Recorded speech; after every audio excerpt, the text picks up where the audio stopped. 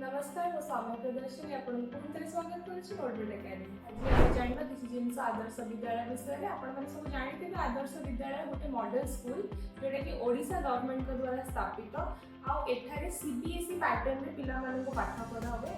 आम पाखे डॉक्यूमेंट अच्छी ओडिशा गवर्नमेंट द्वारा से हिसाब से 314 स्कूल अच्छी आदर्श स्कूल सब प्रति ब्लॉक 314 ब्लॉक 314 स्कूल अच्छी और सब ब्लॉक रू 80टा पिला सुजोग पाई पारे स्कूल में पढ़ा को सीबीएसई पैटर्न में that full free education 86 standard षष्ठ रु द्वादश 12 स्टैंडर्ड पर्यंत पिला माने पढ़ी पारे। आपण 5th स्टैंडर्ड रे अछंती पंचम श्रेणी रे आपण अछंती ताले आपण एही पंजीकरण करि पारिबे रजिस्ट्रेशन करि पारिबे।